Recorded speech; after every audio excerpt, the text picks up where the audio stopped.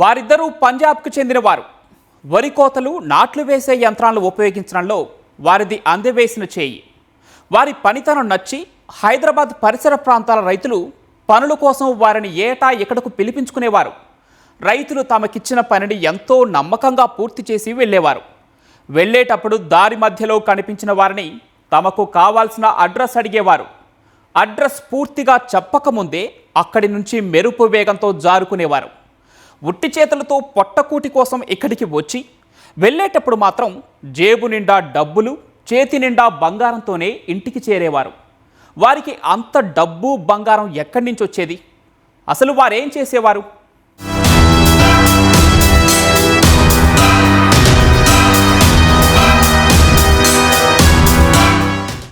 దారిన పోయే ఒంటరి మహిళలే వారి టార్గెట్. అడ్రస్ అడిగే నెపంతో దగ్గరకొస్తారు. రెప్పపాటులో మెడలోని బంగారాన్ని లాక్కొని క్షణాల్లో మాయమవుతారు.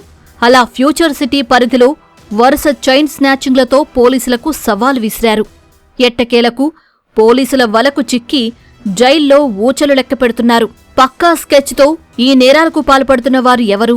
వారి చోరీ గుట్టును పోలీసులు ఎలా రట్టు చేశారు?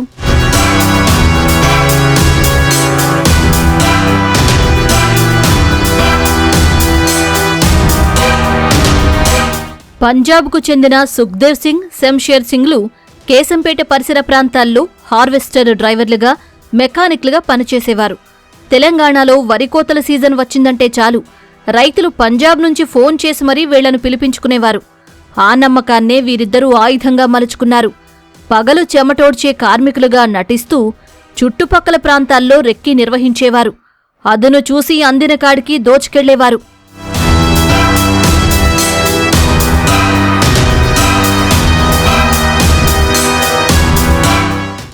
జూలైలో మళ్లీ వ్యవసాయ పనులు మొదలయ్యాయని తెలుసుకుని నిందితులు ఈ నెల 23న రైల్లో సికింద్రాబాద్కొచ్చారు. చేతి ఖర్చుల కోసం ప్రయాణంలో చేతివాటాన్ని ప్రదర్శించి తోటి ప్రయాణికుల 3 మొబైల్ ఫోన్లు కొట్టేశారు.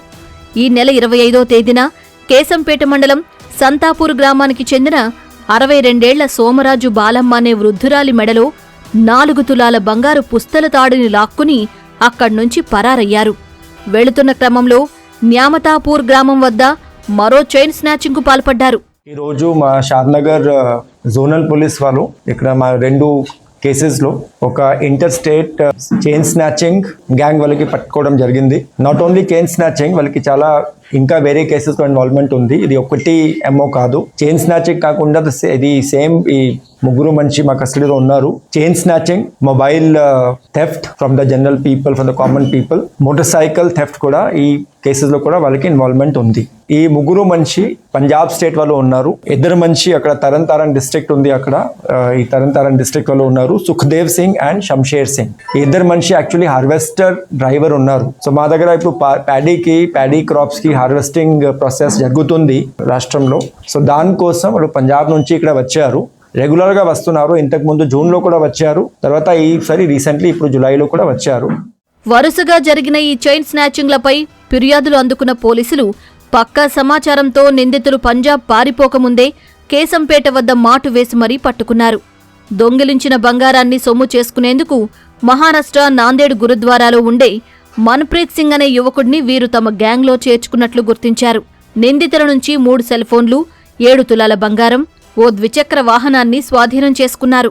లాస్ట్ మంత్ జూన్ లో కూడా వాళ్ళు సిమిలర్ అఫెన్స్ చేశారు. జూన్ లో కూడా ఇక్కడ వచ్చి అప్పుడు మహబూబ్ నగర్ లో పని చేశారు. అండ్ ఆ టైంలో ఈ వనపర్తి జిల్లాలో కొత్తకోట ఏరియా ఉంది, అక్కడ నుంచి కూడా సేమ్ చైన్ స్నాచింగ్ అప్పుడు కూడా చేశారు. బైక్ కి థెఫ్ట్ చేసిన తర్వాత ఈ మా ఏరియాలో వచ్చి ఫస్ట్ ఒక సీనియర్ సిటిజన్ లేడీ ఉంది బాలమ్మ, సంతాపూర్ విలేజ్ కేశంపేట్ మండల్లో మార్నింగ్ లో అక్కడ రోడ్ దగ్గర వెళ్తున్నారు. సడన్ గా ది చైన్ స్నాచింగ్ చేశారు. తర్వాత ఈసారి వాపస్ ముందు they have made a transit halt in Nanded district of Maharashtra. అక్కడ అది పెద్ద 6 వాళ్ళకి గురుద్వారా ఉంది. సో అక్కడ ఈ 3rd పర్సన్ మన్ప్రీత్ సింగ్ కూడా అక్కడ దొరికింది వాళ్ళకి. So they have lured him.